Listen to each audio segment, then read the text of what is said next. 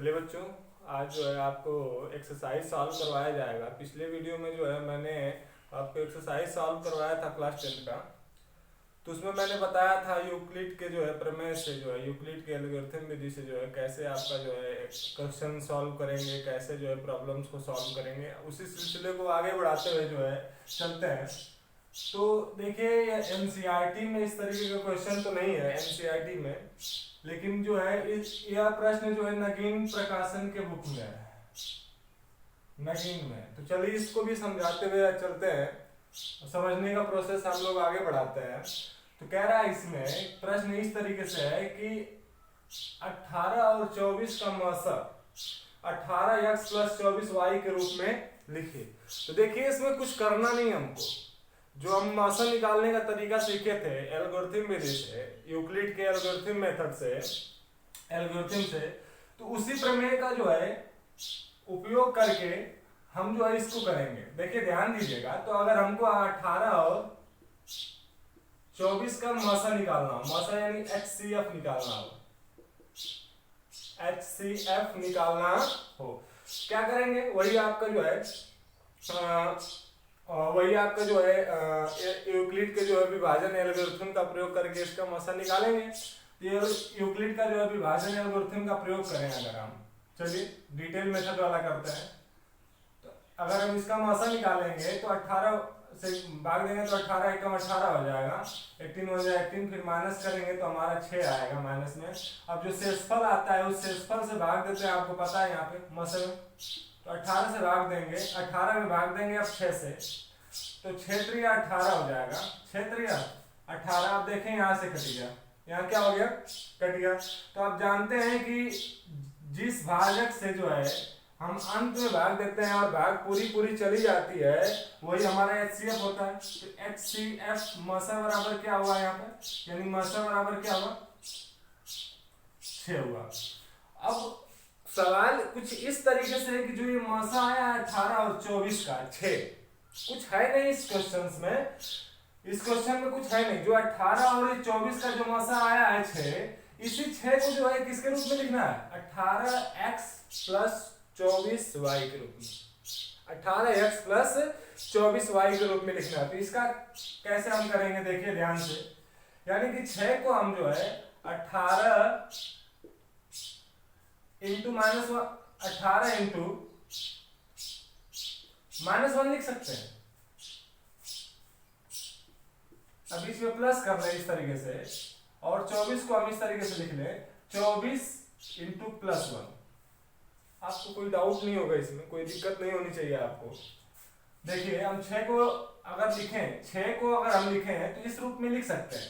जैसे अगर हम कहें कि 6 को मुझे और किसी और रूप में दिखाइए तो उसका मतलब भी 6 ही हो, तो आप कहेंगे चलिए 6 को हम 2 × 3 भी लिख सकते हैं, क्योंकि 2 3 6, इसका मतलब 2 ही, ये भी हो सकता है। या 5 + 1 भी लिख सकते हैं, 5 + 1 भी लिख सकते हैं, तब भी इसका मतलब 6 ही हुआ। तो जो ये 6 है, इस 6 को जो है मैंने इसके रूप में लिखा, इसका भी टोटल मतलब जो है देखिए आप 6 ही निकल के आएगा। अगर इसको सॉल्व करें अच्छे से तो 18 का -1 में गुणा करेंगे तो -18 हो जाएगा। अब बीच में ये प्लस है, बीच में ये प्लस है, और 24 में जो है 1 का मल्टीप्लाई करेंगे। 18 और 24 अगर देखिए माइनस है प्लस है, तो अगर दोनों का कैलकुलेशन करेंगे तो यहाँ +6 आएगा, यानी 6 आएगा। तो यही 6 हमारा आया, इस रूप में लिख सकते हैं। तो कुछ करना नहीं, इस रूप में मैंने लिख लिया, ठीक है। अब करेंगे क्या, ध्यान दीजिएगा।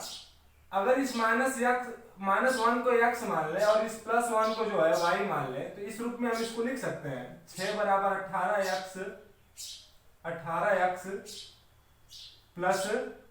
24y, इतना लिख सकते हैं। अब बस यहाँ हमको एक एक्स्ट्रा में यही लिखना होगा कि जहां x बराबर -1 तथा y बराबर +1 है, जहां x बराबर -1 और y बराबर +1 है। कुछ है नहीं क्वेश्चन में, बस थोड़ा सा आपको इसमें जो है ये दे दिया है, इसी में जो है आप जो है कंफ्यूजन में हो गए होंगे कि यह क्वेश्चन बहुत भारी भरकम दे दिया है, कैसे सॉल्व करेंगे। तो कुछ है नहीं, आसान सा तरीका है। पहले जैसे HCF निकालने का, मैंने HCF निकाला, देखा ध्यान से, वही जो पहले सीखा है। अगर यूक्लिड मेथड से इसी को लिखना चाहें तो ये 18 लिख सकते हैं। 24 बराबर 18 गुणे 1, अब शेषफल कितना बचा 6, यानी R 6 हो गया। फिर जो है हम लिखते थे, जानते हैं ये वाला मेथड, A बराबर BQ प्लस R, भूले नहीं होंगे, पिछले वीडियो में मैंने बहुत डिटेल से समझाया है कि A की जगह पे A को बोलते हैं हम भाज्य,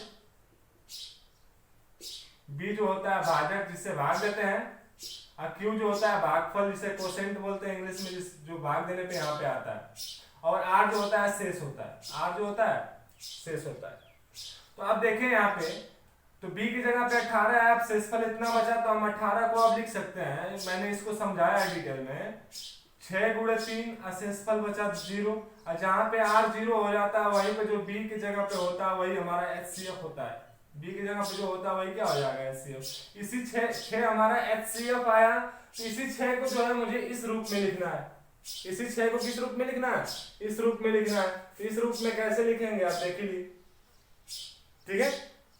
इस रूप में कैसे लिखेंगे? अगर यही बोल दे कि इस 6 को जो है किसी और रूप में लिखने के लिए, अगर बोल दे 12x प्लस 18y के रूप में लिखने के लिए, इसी 6 को क्या दे कि जो ये इसका HCF आएगा वो 12x प्लस 18y के रूप में लिखिए, तो कुछ नहीं करेंगे, सेम तरीका यही है कि 6 बराबर लिखेंगे 12x प्लस 18y, बस जहां लिख देंगे यहाँ पे कह देंगे कि जहां x बराबर -1 है और y बराबर +1 है। चलिए अगर x बराबर -1 भी यहाँ रखते हैं हम, तो ये 12 गुणे -1 हो जाता, अब प्लस में 18 गुणे +1, यहाँ माइनस में गुणा करेंगे तो -12 हो जाएगा, यहाँ पे गुणा करेंगे 18 कम 18 हो जाएगा, यानी यहाँ सॉल्व करेंगे इसको तो +6 आएगा।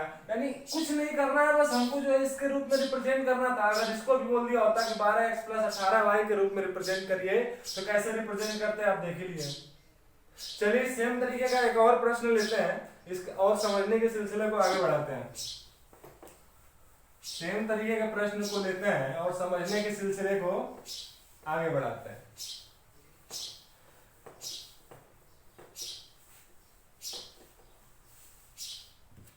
आगे प्रश्न है जो है, कह रहा है 30 और 36 का मस को 30x प्लस 36y के रूप में व्यक्त कीजिए, के रूप में व्यक्त कीजिए। कुछ करना नहीं है इसमें, आसान सा, पहले 30 और 36 का HCF निकाले हम, कितना आएगा तो निकालना जाते हैं। 30 से कम 30 बचा 6, 30 से कम 30 बचा कितना 6 बचा, तो अब 6 बचा यहाँ से, तो अब 6 से जो है 30 में भाग देंगे तो 6 बचे 30, कट गया पूरा ना जी, यानी शेषफल बचा 0, और जहां 0 बचता है वही जो जिससे लास्ट में भाग देते हैं वही हमारा क्या आता है HCF आता है। तो HCF बराबर यहाँ भी क्या हो गया 6 आ गया, HCF बराबर 6 आ गया, यानी कि इसका भी HCF 6 आया। इसी 6 को जो है किस रूप में रिप्रेजेंट करना है, 30x प्लस 36y के रूप में रिप्रेजेंट करना है। चलिए रिप्रेजेंट कर सकते हैं इस 6 को। अगर हम लिखने की कोशिश करें 30 के साथ किस संख्या का मल्टीप्लाई करें कि यहाँ पे जो हमारा अगर आ जाए, तो अगर 30 के साथ -1 का मल्टीप्लाई कर दें और 36 के साथ जो है +1 का मल्टीप्लाई कर दें, तो देखिए सॉल्व करेंगे तो हमारा 6 ही आएगा, सॉल्व करेंगे तो 6 ही आएगा। ध्यान दीजिएगा, अगर यहाँ हम सॉल्व करें इसको, तो सॉल्व करेंगे तो 30 और 1 में मल्टीप्लाई करेंगे तो -30 हो गया, अब बीच में प्लस है, प्लस 36 में 1 का तो 36 हो गया।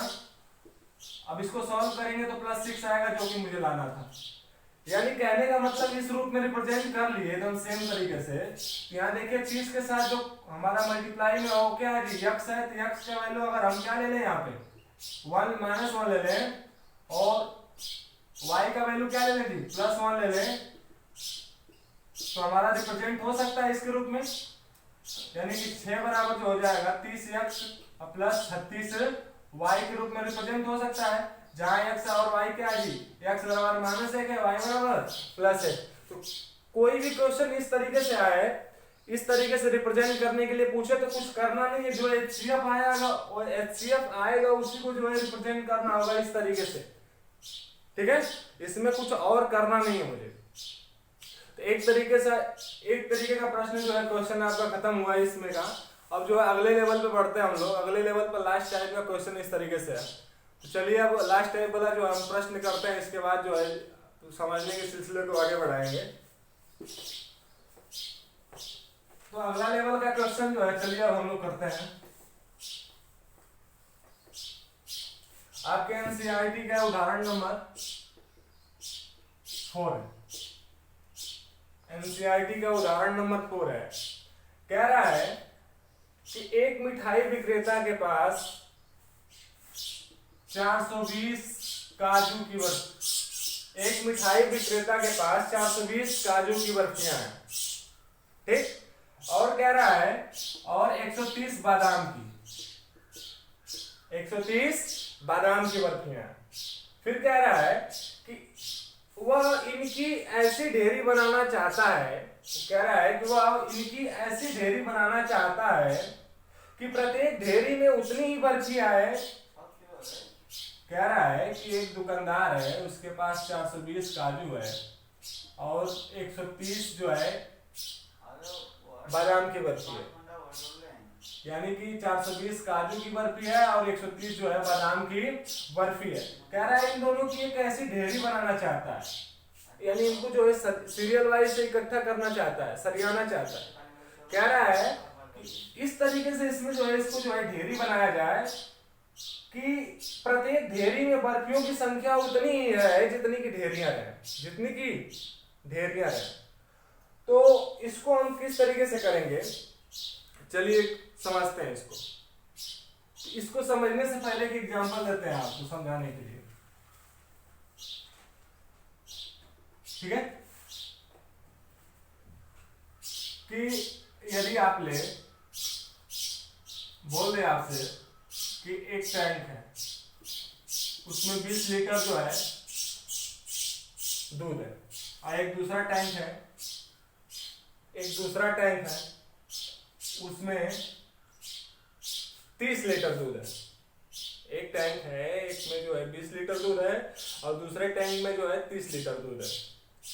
तो बोल रहे कि अगर इन दोनों को हमको मापना हो, इनको अगर हमको मापना हो एक बर्तन से, तो उस बर्तन की साइज क्या होगी, उस बर्तन की अधिकतम साइज क्या होगी कि इन दोनों दूधों को माप ले पूरा पूरा और दूध दोनों भी बर्तन में ना बचे। कहने का मतलब यह है कि एक ऐसा बर्तन ले, जैसे कि आप समझाना चाहें, यानी 2 लीटर का एक हम 2 लीटर वाला अगर एक बर्तन ले लें हम, तो 2 लीटर से अगर हम मापते चलेंगे, तो अगर 10 बार इसको मापेंगे तो 10 गुना के 20 लीटर पूरा पूरा मापा जाएगा दूध, एक भी दूध नहीं बचेगा इसमें। और इसको 15 बार मापेंगे इसी 2 लीटर वाले से, इसी 2 लीटर वाले से अगर 15 बार मापेंगे तो ये पूरा पूरा दूध मापा जाएगा। 30 लीटर 15 गुना के 30, एक भी बूंद दूध नहीं बचेगा, ठीक है। उसी तरीके से कह रहा है, ठीक है, कि इन्हीं दोनों बर्फियों को सीरियल वाइज से ढेरी बनाना है हमको, ठीक है। इस तरीके से सीरियल वाइज से ढेरी बनाए कि हमारी क्या हो, इसमें प्रत्येक ढेरी में उतनी ही बर्फी की संख्या रहे जितनी की बर्फी में ढेरी, जितनी की बर्फी में बर्फियों की ढेरी है। कहने का मतलब कि जो एक परात लिया है, परात में जो है ढेरियों की संख्या जितनी हो, ढेरियों की संख्या जितनी हो उतनी ही ढेरियों में क्या है जी, बर्फी भी हो, उतनी ही ढेरियों में क्या हो जी, बर्फी भी हो। तो इसके लिए क्या करते हैं, जब भी आपका सेंस निकले इस तरीके का, या किसी भी क्वेश्चन में अगर सेंस निकले कि अधिक से अधिक संख्या या महत्तम संख्या या अधिक से अधिक संख्या वाले का सेंस निकले, तो वहां पे जो हम HCF निकालते हैं। चलिए अभी नहीं समझ में आया होगा तो एक और प्रश्न लेंगे, आपको समझाएंगे। तो इस प्रश्न में जो हम HCF निकालते हैं आपका लॉन्ग मेथड द्वारा, तो देखिए अगर हम 130 से भाग देंगे 420 में, 130 से भाग देंगे 420 में, तो भाग आपका कितना जाएगा, 3 बार ले जाने की कोशिश करते हैं, ठीक है। तो 390 हो जाएगा 3 बार में,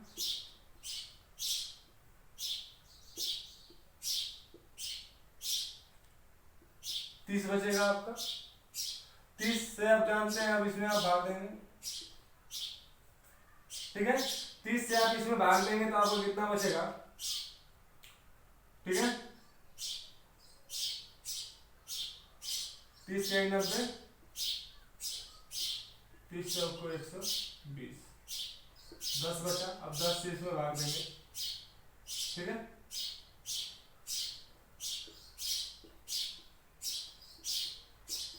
यानी लास्ट में एचसीएफ हमारा क्या है, 10 आया। एचसीएफ हमारा क्या है, 10 आया। यानी कि जो मेरा बर्फियों की ढेरी होगी, ठीक है, वो 10 होगी, और एक ढेरी में जो है, एक परत में जो है बर्फियों की संख्या जो होगी वो भी क्या होगी, 10 होगी। तो एक परत में बर्फियों की संख्या भी 10 होगी और टोटल ढेरियों की संख्या भी कितनी होगी, 10 होगी, ठीक है। तो एक टोटल पूरी 420 और 130 बर्फियों की ढेरी एकदम एक समान रूप से बन जाएगी, कोई भी जो है बर्फी अलग से पक्ति के लिए नहीं बचेगी। समझ में आया होगा आपको। चलिए आपके एक्सरसाइज का ही प्रश्न लेते हैं, इसका एक तो, और आपको जो है अच्छी तरीके से समझाने के लिए। कहीं भी आपका सेंस अधिक से अधिक निकले या महत्तम निकले तो वहां पे जो है हमेशा HCF ही निकालेंगे। ऐसा क्यों करेंगे आपको अभी सिखाते हैं, अगले लेसन में, अगले एक्सरसाइज में आप अच्छे से और सीख जाएंगे कि ऐसा हम क्यों करते हैं। तो अगला प्रश्न जो है इस तरीके से कह रहा है कि किसी परेड में जो है 616 जो है सदस्य हैं। एक परेड है उसमें 616 जो है सदस्य है, ठीक है। कह रहा है कि एक आर्मी की टुकड़ी है, एक आर्मी की टुकड़ी है जिसमें 32 सदस्यों वाले एक आर्मी के बैंड के पीछे मार्च करना है। ये जो 616 जो है सदस्य है एक आर्मी में, और ये 32 सदस्य वाले जो है एक आर्मी का बैंड है, उसमें क्या करना है, मार्च करना है 616 लोगों को, ठीक है। तो आगे कह रहा है कि दोनों समूहों को समान वाले स्तंभों में मार्च करना है। उन स्तंभों की अधिकतम संख्या क्या होगी जिसमें वे मार्च कर रहे होंगे। कहने का मतलब है कि 616 जो सदस्य हैं, ठीक है, उनको जो मार्च करना है, एक 32 सदस्य वाले एक बैंड पार्टी, आर्मी की बैंड पार्टी है, उनके पीछे जो है मार्च करना है, ठीक है। तो उनकी जो है स्तंभों की संख्या क्या होगी, टोटल 616 में जो है स्तंभों की संख्या टोटल अधिकतम कितनी होगी जो 32 सदस्यों के पीछे जो है हो सके। जैसे कहने का मतलब ऐसे ऐसे 32 जो है सदस्य रहेंगे आर्मी के, ठीक है, इनके पीछे जो है सदस्य, ये जो है 616 जो है सदस्य को जो है लगाना है यहाँ पे। तो जो ये पंक्ति बनेगी, स्तंभ बनेगा, ये 1 2 3 इस तरीके से 1 2 3 4 जैसे भी बनेगा। तो यह स्तंभों की संख्या टोटल कितनी होगी, यह स्तंभों की संख्या टोटल कितनी होगी। जैसे कि ये स्तंभ हुआ हमारा एक, ये पंक्ति हमारी एक बन गई, एक स्तंभ, ये दूसरा स्तंभ, ये तीसरा स्तंभ, ये चौथा, पांचवा, छठा, ये टोटल स्तंभों की संख्या इस तरीके से कितनी होगी। जैसे 1 2 3 4 5 6 7 ऐसे स्तंभों की संख्या टोटल कितनी होगी। तो इसके लिए हम क्या पूछ रहे हैं, देखिए अधिकतम पूछा है ना, जहां भी अधिकतम का सेंस आए चाहे महत्तम का सेंस आए ना जी, अधिक से अधिक का सेंस आए, वहां पे हम जो क्या करेंगे जी, HCF ही निकालेंगे। क्या निकालेंगे, HCF। अगर इसके हिंदी में भाषा पर जाए, इसका मतलब होता है हाईएस्ट कॉमन फैक्टर ना जी, इसको हिंदी कहें तो महत्तम समाप वर्तक, महत्तम समाप वर्तक होता है। तो महत्तम समाप वर्तक होता है यानी हाईएस्ट कॉमन फैक्टर होता है, यानी कि अधिकतम कितना कॉमन फैक्टर इसमें लिया जाता है। अधिक से अधिक पूछ रहा है ना, तो अधिक से अधिक के लिए इसीलिए जो है हम मसा निकालते हैं। चलिए इनका मसा निकालते हैं, HCF निकालते हैं। तो 32 और 616 का जो है मसा निकालेंगे, कितना बार जाएगा, 616 ही है ना, 616 32 से भाग देंगे तो आप आएगा, एक बार जाएगा, घटाएंगे यहाँ पे 9, यहाँ बचा कितना 2, हमारा उतर गया यहाँ पे 296। अब भाग कितनी बार जाएगी 32 से, देखते हैं 9 बार जानी चाहिए, देखिए, ठीक है, 9 दूना का 18, 9 3 27, 27 और 28, 9 बार गई बात, 288 आया। 16 में से 8 गया, 8 बचा, हमारा कितना हुआ जी पूरा 8 बचा। अब भाग देंगे किससे, 8 से 32 में भाग देंगे शेषफल से, तो 8 चौक को 32, काट देंगे, पूरा कट जाएगा, खत्म हो जाएगा।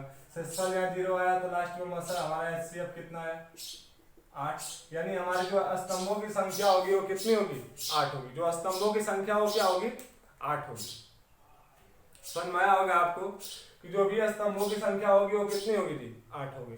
तो आपका जो है एनसीईआरटी का एक्सरसाइज नंबर 1.1 समाप्त हुआ। इस तरीके से आपका प्रैक्टिस कराए हुए मैंने जो है इस पे 3 से 4 क्लासेस लिए हैं, ठीक है। तो अब थोड़ा आगे बढ़ते हैं, एक्सरसाइज नंबर 1.2 पे काम करना शुरू करते हैं, ठीक है। तो एक्सरसाइज नंबर 1.2 में क्या है उसको हम समझने की कोशिश करते हैं। तो उसको समझने से पहले जो है कुछ ऐसी चीजें हैं जिन्हें हमें जान लेना चाहिए, जैसे कि प्राइम नंबर क्या होता है, अभाज्य संख्याएं क्या होती हैं, सभाज्य संख्याएं क्या होती हैं, जिसे हम को प्राइम नंबर बोलते हैं। तो इन्हीं सब पे जो है बेस्ड है, आधारित है अगले एक्सरसाइज में प्रश्न जो है। तो इनको समझ लेते हैं कि अभाज्य संख्या क्या होती है, सभाज्य संख्या क्या होती है और सब चीजें क्या है। तो मुख्य चीजें समझ लेते हैं, उसके बाद हम एक्सरसाइज में चलेंगे और एक तरफ से एक्सरसाइज पहले एनसीईआरटी का एक्सरसाइज सॉल्व करेंगे, उसके बाद जितनी भी किताबें हैं उनसे क्वेश्चन लिया जाएगा, आपको एक्सरसाइज सॉल्व करवाया जाएगा। तो चलते हैं अभाज्य संख्या पे, किस पे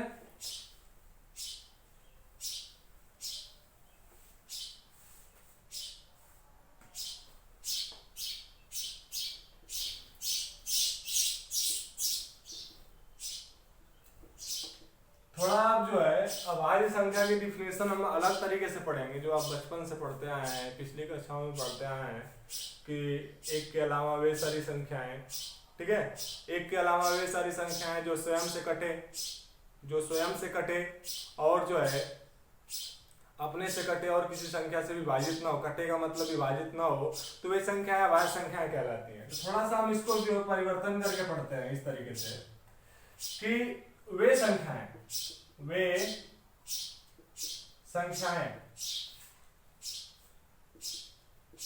जिनका केवल 2 ही गुणनखंड हो, ठीक है। वे संख्याएं जिनका केवल दो ही गुणनखंड हो, यानी कि 2 गुणनखंड हो, बस कितने गुणनखंड हो 2, और कंडीशन तथा इसमें दे रहा है तथा दोनों गुणनखंड अलग अलग हो, यानी भिन्न भिन्न हो, अलग अलग हो। वे संख्याएं जिनके 2 गुणनखंड हो और दोनों गुणनखंड क्या हो जी अलग अलग हो, एक समान न हो, तथा और इनमें से एक गुणनखंड 1 हो। तो अभाज्य संख्या क्या होंगी, ऐसी संख्याएं बस जिनका गुणनखंड करें, अगर फैक्टर करें तो फैक्टर कितना हो, बस 2 ही मिले, कितना मिले 2 मिले, फैक्टर कितना मिले 2 मिले, और जो है वो दोनों फैक्टर जो हो एक समान ना हो, अलग अलग हो, क्या हो अलग अलग हो, ठीक है। और जो है अलग अलग हो, कंडीशन इतना तो दे रखा है, लेकिन उसमें से जो एक फैक्टर होगा, एक गुणनखंड होगा, बस वो क्या होगा जी 1 होगा। उनमें से फैक्टर दे दिया है, उनमें से जरूर होगा क्या जी 1। जैसे अगर आप 2 को ले तो 2 का अगर फैक्टर खोजने की कोशिश करें तो एक फैक्टर 1 मिला और एक खुद 2 है, और कोई है देखिए, तो और कोई नहीं है, एक फैक्टर हमारा 1 मिला, ठीक है। 2 फैक्टर मिले, अभाज्य संख्या में कितने फैक्टर होने चाहिए 2 फैक्टर होने चाहिए, तो 2 फैक्टर तो यहाँ मिल गए, 2 गुणनखंड तो मिल गए, ठीक है। अभाज्य संख्याएं वे होती हैं जिनमें बस कितने गुणनखंड हो जी 2 गुणनखंड हो, और दोनों गुणनखंड क्या हो अलग अलग हो, और उनमें से एक गुणनखंड क्या हो 1 हो। तो 2 का गुणनखंड देखें तो एक है, एक क्या है जी खुद 2 है, तो देखो ये भी अलग है, ये भी अलग है, ठीक है। और दोनों गुणनखंड अलग अलग हो गए, और कंडीशन दूसरा वाला क्या कह रहा है कि उसमें एक गुणनखंड क्या है जी, एक गुणनखंड एक आया। अब इससे ज्यादा एक गुणनखंड तो इसका हो नहीं सकता, इसलिए क्या है जी, अब आ गया, इसलिए क्या है जी, अब आ गया। और लेते हैं 3 को, लेते हैं 3 का अगर हम फैक्टर करने की कोशिश करें तो एक 1 मिलेगा और एक खुद कौन मिलेगा जी, 3 मिलेगा। एक कौन मिलेगा, 3 मिलेगा। ठीक है, तो ये जो है 3 और इसके अलावा और कोई मिले, इसके अलावा और कोई मिला इसमें। अब खोजेंगे तो 3 का जो है गुणनखंड 1 और 3 के अलावा कोई नहीं मिलेगा, 1 और 3 के अलावा कोई नहीं मिलेगा। नहीं मिलेगा तो पहली कंडीशन फॉलो हुई कि 2 ही गुणनखंड हुए। दूसरी कंडीशन फॉलो हुई कि जो है इसका एक गुणनखंड क्या हो, 1 हो। और तीसरी जो है दोनों गुणनखंड क्या होगी, अलग अलग हो। तो ये भी क्या हो गया जी, अभाज्य संख्या हो गया। ये भी क्या हो गया जी, अभाज्य संख्या हो गई। इसको हम बोलते हैं इंग्लिश में प्राइम नंबर बोलते हैं। क्या बोलते हैं जी, प्राइम नंबर बोलते हैं। तो आपको अभाज्य संख्या समझ में आई होगी। ठीक है, कि अभाज्य संख्या क्या होती है। तो अभाज्य संख्याएं वे संख्याएं होती हैं जिनका जो है बस 2 ही गुणनखंड होते हैं। कितने गुणनखंड होते हैं, 2। उन दोनों गुणनखंडों में एक कंडीशन और कि वो दोनों गुणनखंड क्या हो, अलग अलग हो। वो दोनों गुणनखंड क्या हो, अलग अलग हो। ठीक है, और जो है उनमें से एक गुणनखंड क्या हो, 1 हो। उनमें से एक गुणनखंड क्या हो, 1 हो। तो आपको समझ में आया होगा कि वे सारी संख्याएं जिनके पास बस 2 ही गुणनखंड हो, उनका फैक्टर कितना हो, बस 2 हो। ठीक है, और जो है दोनों फैक्टर अलग अलग हो, और उनमें से एक फैक्टर क्या हो जी, 1 हो। उनमें से एक फैक्टर क्या हो जी, 1 हो।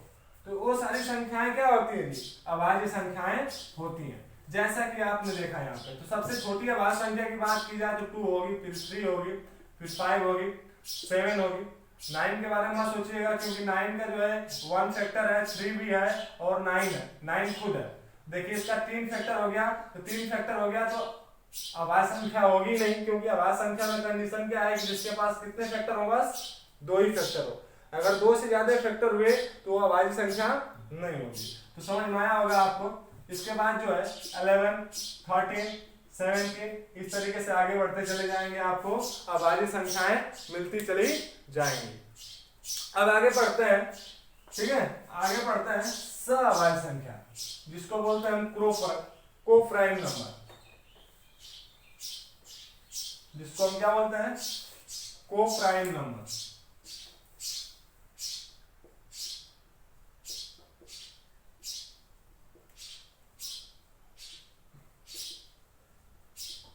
सअभाज्य संख्या।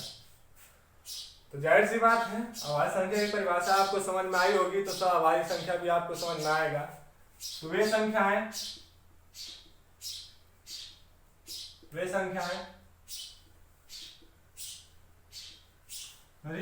जिनके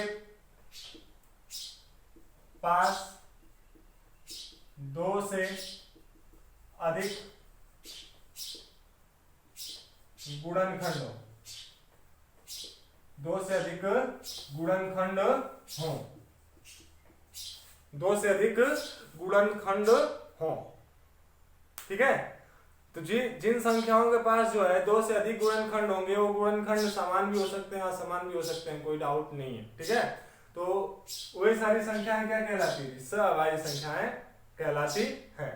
तो बस इतना ध्यान रखना है कि जिनके पास जो है गुणनखंड 2 से अधिक हो, कितने से अधिक हो, 2 से अधिक हो, वो सारी संख्याएं क्या कहलाएंगे, सअभाज्य संख्या कहलाएंगे, कोप्राइम नंबर कहलाएंगे, कोप्राइम नंबर कहलाएंगे। जैसे कि अगर आप ले लें 10 को, तो 10 जो है 1 से भी कटेगा, 2 से भी कटेगा, 5 से भी कटेगा और खुद 10 से भी कटेगा। तो 10 का जो है फैक्टर कितने हुए, 1 2 3 4 हुए। कितने 4 फैक्टर हो गए, 2 से ज्यादा हो गए। 2 से ज्यादा हुआ ही फैक्टर, तो कौन सी संख्या कहलाएंगी, सअभाज्य संख्या कहलाएंगी। और जिनके पास बस 2 ही फैक्टर हो, और एक कंडीशन और फॉलो करे कि दोनों फैक्टर अलग अलग हो, और उन फैक्टरों में से एक फैक्टर क्या हो, 1 हो, एक फैक्टर क्या हो, 1 हो, तो वे अभाज्य संख्याएं कहलाएंगी। और जिनके पास जो है 2 से ज्यादा फैक्टर हो, यानी 2 से ज्यादा गुणनखंड हो, तो क्या कहलाएंगे, सअभाज्य संख्या कहलाएंगी, सअभाज्य संख्या कहलाएंगी। तो इतना आपको समझ में आया होगा। इसके बाद जो है अगले एक्सरसाइज पे जो है थोड़ा सा काम बढ़ाएंगे कल से। ठीक है, कल से हम पढ़ेंगे जो है आगे अंकगणित की आधारभूत प्रमेय, उसके बारे में जानेंगे कि आधारभूत प्रमेय क्या होती है, अंकगणित की जो है फंडामेंटल थ्योरम क्या होती है, इसके बारे में इसका जो है इसको कौन दिया था, कौन किसने बताया था, ये होती क्या है। ठीक है, आज यहीं तक रहने देते हैं। ठीक है, अगर अच्छा लगा वीडियो तो लाइक करिए और फॉरवर्ड भी करिए और सब्सक्राइब कर लीजिए, जिससे कि अगर अगला वीडियो जो है आप डाला जाए तो सबसे पहले आपको पता चले कि हाँ वीडियो चैनल पे डाला गया है। ठीक है।